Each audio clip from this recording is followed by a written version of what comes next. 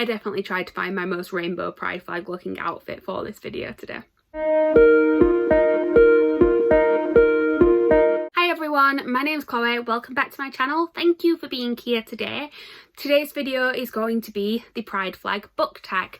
So it is Pride Month here in the UK, I believe in other areas of the world as well, definitely in the US, I'm not sure about anywhere else. But I am trying to read all LGBTQ plus fiction this month, and I've decided to try and make my content all LGBTQ plus as well. So what better thing to do than the Pride Flag book tag? I will link the original video down below. It was originally created by Spencer from Common Spence, and actually in there is a really good history lesson on what the Pride Flag represents, because that's what this tag is all about. It's about the different colours of the Pride Flag, and there is a different question for each one representing the original meanings, because it isn't just a case of rainbow means gay. It is about, there are different meanings to each colour.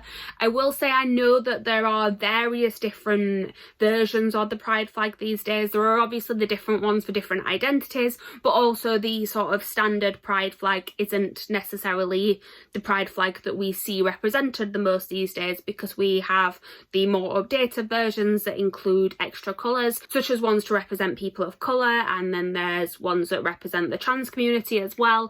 It's generally, the general Pride Flag is a lot more all-encompassing these days, but the Pride Flag that we're going for this video is the sort of 6 colour standard Pride Flag that you see, which is the red, orange, yellow, green, blue and purple, and that's what we're going to base it on today. But I am aware that that is not the sort of typical Pride Flag that is used these days. I just wanted to disclaimer that a little bit. So like I said, the colours of the Pride Flag all have different meanings. So we're going to start off with the first one, which is red, and red stands for life. So the question for this is, what is a book with a spirited protagonist, totally proud of who they are, someone who gives you life? So I have a couple of answers for this. I will say I've recently done a video on contemporary LGBTQ plus recommendations, so I've tried to stay away from those a little bit in this. But for the first few questions, there weren't really any sort of fantasy or speculative answers that I could give, so I just had to go through some that I talked about last week. So the first one being Boy Queen by George Lester. The main character in this is called Robin. He sort of knows exactly where he wants his life to go. He has this secret boyfriend that he's obsessed with. He wants to go to drama school. He wants to be on Broadway. He's got his life set out, and then everything goes wrong. Things go wrong with the boyfriend. He doesn't get into the drama school. He thinks that he's never going to get on Broadway because of that. So he has to find a different sort of outlet for his creativity and just figure out who he is a little bit more, actually. I mean, he's only like, what, 16? So, you know, he shouldn't have it all figured out yet. And what sort of comes into his life to help him figure out his identity a little bit more is the world of drag. So throughout this book, he sort of finds his own drag mother. He gets into drag for the first time. So that helps him come into himself a little bit more and feel a little bit more confident about not really knowing where he's going. It's a really, really good book, and I would recommend it to anyone who just wants a really quick, easy, fun read. I feel like it doesn't get talked about enough, and I would recommend it to anybody. On a similar sort of vein, another one I don't see spoke about that much. These are both UK authors, and that might be part of it, because a lot of times they don't necessarily make it over to the US, so then they don't get as much hype like worldwide. But the other one that I definitely really, really love is Heartbreak Boys by Simon James Green. So this is about 2 boys. One of them is called Nate. He is newly out. He's not particularly confident in himself. He's also newly dumped as well, which is not great. And then you have Jack, who is also newly dumped, but he does not have any confidence issues, really. He is very much loud and proud and will not let you forget about it. And basically these 2 boys, both newly dumped, both of their exes end up in a relationship with each other. So they decide to go on a little summer trip where they are going to document their lives, put it on Instagram, and try and make the 2 exes as jealous as possible. And in doing, the 2 characters kind of clash heads a little bit, but then throughout the novel, obviously kind of come to a middle ground. I think they both kind of help each other level out a little bit more, but it's the character of Jack in this who is particularly that sort of very proud of who they are and just sort of, you kind of want to have his confidence. Again, it's a really fun read, it's a really quick read. I actually do have Simon James Green's new book on my TBR to read in the next couple of weeks, so hopefully I'll have another one that I can talk about from him soon. That one's a gay Grease retelling. That sounds fantastic. So the next colour is orange, which represents healing. So the question for this is, what is a book that made you, the reader, find a deeper meaning or catharsis in your own life? So for this one, I definitely have to go with History Is All You Left Me by Adam Silvera. So this book is basically about grief. It is about the character of Griffin, whose ex-boyfriend and best friend, Theo, has recently passed away in a drowning accident. So it's told in two timelines. The before timeline is those two going from being best friends to being in a relationship to then splitting up when Theo is off to college, and kind of the last couple of months before Theo has this accident. And then the after part is told just after Theo's funeral, and it is about Griffin kind of coming to terms with all of this and struggling a lot, and the only person who can help and sort of kind of understand what he's going through is the boy that Theo was actually seeing at the time of his death. And it's a very interesting book with the way that it's told with the two timelines, because there are bits that you think you understand in the after timeline that it's only when you get towards the end of the before part that it kind of all clicks and you get the full picture, which is really interesting. I adored the sort of way that this story was told, but the thing that I particularly sort of latched onto in this is that the character of Griffin has struggles with his mental health. He struggles with OCD, and the sort of way that his mental health and his anxiety and sort of his coping mechanisms are talked about in this book is something that I really related to. So it definitely is one that sort of connected with me on a more personal level, and it definitely made me cry. It also helped me to discover a new favourite author, because Adam Silvera is, as I've mentioned many times before, one of my favourite authors, and this was actually the first book of his that I read. This is the one that cemented him as one of my favourite all-time authors, even if he does like to really punish his characters and make you cry as much as possible. Thanks for that, Adam. So the next colour is yellow, which is sunshine. So this is a book that fills you with so much joy it could brighten up even your darkest day. I mean, we could talk about the obvious. We could talk about Red, White and Royal Blue by Casey McQuiston. I could mention the fact that I'm 100 pages into One Last Stop and I'm loving it so much that it could definitely become a new comfort read in the way that this one does. I've read this one about 5 times. I pick it up whenever I need a pick-me-up. It definitely fits this question. In the same way, I could also mention Simon versus the Homo Sapiens Agenda by Becky Albertalli. I could mention that whenever I feel even the slightest bit sad, I put the Love Simon film on, or like in this past week I've been binge watching Love Victor. I could talk about these two particular books for hours. We all know this. I've mentioned them many times before. So I thought I would mention something a little bit different, and I decided to talk about a more recent read, which is House in the Cerulean Sea by TJ Klum. So this tells the story of Linus. It's set in a sort of fantasy world, but not a particularly high fantasy world. He basically works for the sort of government, and he works for the department in control of magical youth, and there are these sort of orphanages that look after children with magical abilities, and he is sent to inspect one of them, and it's basically just about what happens when he goes to this orphanage, which is the House on the Cerulean Sea, and it's all found family vibes. It's him connecting to all of these kids, and then also the guy that runs the orphanage as well, and it's just adorable. Like, there's not much more to the story. It's not like a massive action-packed story, I would say. It's just very heartwarming, very uplifting, and I think it's one of those that you can hear people talk about for ages, and everyone's giving it 5 stars and talking about how much they love it. And when you read the synopsis, sometimes you're like, oh, okay, it sounds good. But until you actually pick it up and read it, and then suddenly you're like, oh no, I understand this completely now. That's exactly what I was like. I was just like, okay, yeah, it sounds vaguely interesting. And then when I read it, I was just like, yeah, this is perfect. I love this book so much. So yes, this one could definitely, it's just, like I said, just very, very uplifting. That's the feeling that I came away with at the end of this, was just, yeah, happiness, which is perfect for this question. So the next colour is green, which is a book that is set out of this world, a reality different to our own.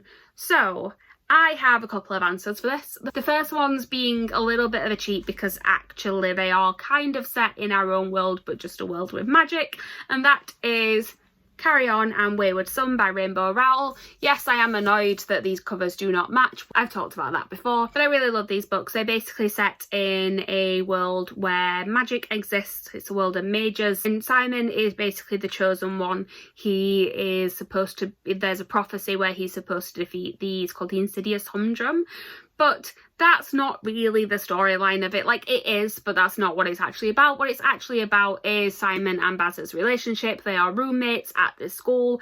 They have kind of always hated each other. Simon, well, they think they've always hated each other. Simon's a little bit obsessed with Baz, and he thinks it's just because he thinks that Baz is an evil vampire.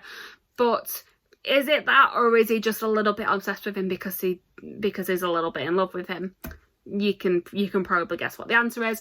What I actually really like though is that the second one is kind of about what happens when that chosen one storyline is over. So the first one, it's actually a spin-off of Rainbow Rowell's other book, Fangirl. So in Fangirl, the character of Kath writes fanfiction about this series, this wizarding school series, and this isn't actually supposed to be that fanfiction. It's supposed to be Rainbow Rowell's own take on that story, but this is essentially the end of Simon Snow's storyline. It's him fighting the Insidious Humdrum. It's what would happen in the last book of the series, and then Wayward Son is said about what happens after that last book of a series. So it's about sort of somebody who's always been told that they are special and they are and that they're chosen and that they're going to save the world, and then it's like, okay, but now you've saved the world and we're done with you and we don't need you anymore, and he's left sort of not really sure where to go. And again, I'd say like a lot of mental health rep in this. Like, Simon's definitely got some sort of PTSD going on in here, and it is a trilogy. The third book comes out next month, so I am very excited to see how it wraps up, particularly because this one isn't the happiest, and from a romance point of view as well, like, it's not the happiest. So I'm hoping that it does have a little bit more of a happy ending to it.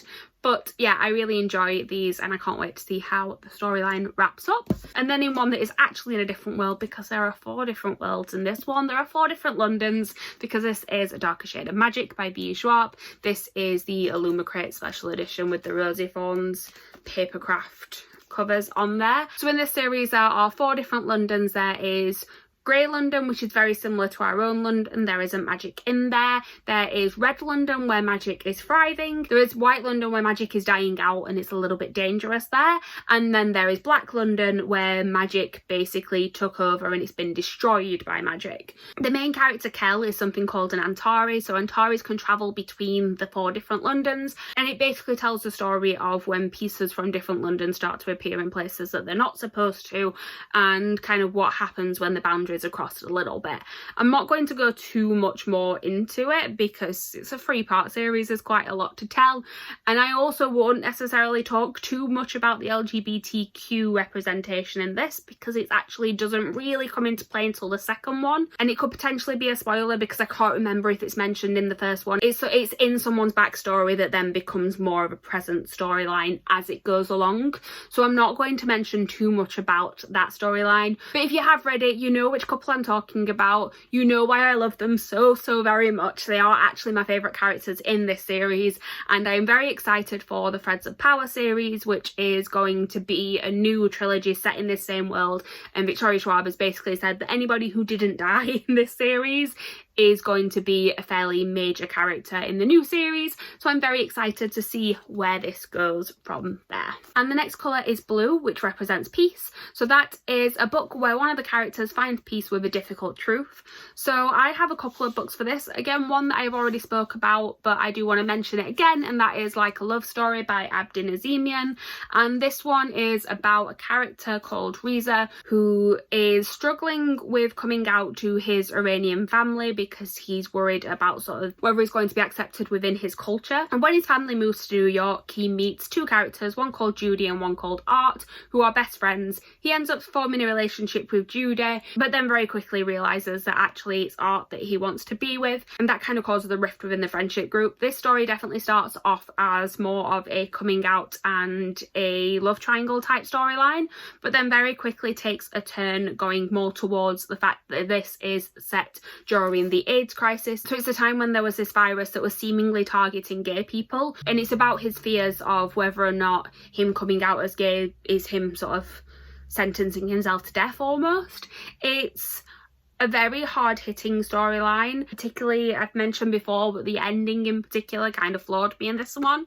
And yeah, I think it's just the Reese's sort of realization of his own life and his own mortality in this is a very sort of interesting read, and definitely one that fits this prompt. The other book I want to mention is one that I actually meant to mention the other day in my contemporary recommendations, and then just completely forgot to pick it up off my shelf, so I wanted to make sure that I actually spoke about it today. So this one is Girl Made of Stars by Ashley Herring Blake. So this tells the story of Mara, whose twin brother has recently been accused of rape, and basically it is about her kind of coming to terms with sort of her family loyalty, or what she feels is her family loyalty, but then also the fact that she doesn't know everything about her brother, and that at first she can't believe that he could be capable of something so violent. And yeah, and it's kind of her coming to terms with like sort of trauma that she has in the past, but then also sort of figuring out how she's going to be able to move forward, because her life has definitely changed by this, because she can't necessarily hold her brother in the same way in her head anymore. It's a very interesting read. It's obviously got some major trigger warnings in there as well. The reason that I'm including this in this is that it's also about Mara's relationship with her ex-girlfriend. So Mara is, I believe she's gay, she might be bisexual, I can't remember, but she's definitely not straight, I know that much. And yeah, I really enjoyed this book. I really want to read more from Ashley Herring Blake. I just haven't got around to picking more up yet, but I do recommend this one. And the final colour is purple, which is Spirit. So this is a book that deals with LGBTQ plus themes and also religion. So I know that whenever I've watched people do this tag, most people tend to show autobiography, which I have read, I did love. I put it on my recommendations last week. But there is another book that is kind of contemporary, kind of speculative, that definitely deals with religion and LGBTQ plus themes, and that is Release by Patrick Ness. So again, Patrick Ness is an author that I would consider a personal favourite of mine. I think I've read all of his YA books. I haven't read all of his adult books yet, but I do have them on my list to get to eventually. I really, really love his writing. This one in particular is probably my favourite book that he's ever written. I read this one, I was on a day trip down to London, and I read it on the coach journey there and back. So it was like 3 hours each way, and I read it in its entirety then. It's not a very long read, so it doesn't take very long, but I just couldn't put it down. It tells the story of one day in the main character of Adam's life, and it's just sort of about him. He lives in a small town. He's got a very religious family. I believe his father may be in the church in some way, and it is about his family sort of finding out about his sexuality and how they sort of react to that. Spoiler alert, not that well. It is, I believe, the most sort of autobiographical book that Patrick Ness has written, because he did actually come from a small town with a very religious family. So I went to the book signing for this one actually, and he spoke a lot about how he'd drawn on his own experiences for this one, and I really, really loved this book. I need to reread it. The other thing I will say about this book is it's not entirely contemporary. It actually has this strange sort of speculative element to it as well, where with this almost like ghost-like setting to it. It's basically like every couple of chapters there's just this supernatural bit that pops up. It is a little bit strange if you're not expecting it, but I think if you go in expecting it, it's fine, and it does all tie together by the end of it. It's been a while since I read this one, but I do know it definitely fits this prompt, and I do know that I definitely need to reread it, which has been the case with a lot of these books. So those are all the books I'm going to talk about today for the Pride Flag book tag. I hope you enjoyed. I hope that maybe you got some recommendations from this. Please like, comment, subscribe, all that good stuff down below. Leave me comments, tell me what some of your answers would be to some of these prompts, and yeah, I will see you guys next time with I think I've got a vlog coming up next. I don't really know. I put videos up every Wednesday and Saturday. Coming up soon you'll have all my sort of wrap-ups and things for whatever-a-thon. I have really enjoyed reading lots of queer fiction during this month, so I have a lot of good books to talk about, so please tune in for that, and I will talk to you guys next time. Bye.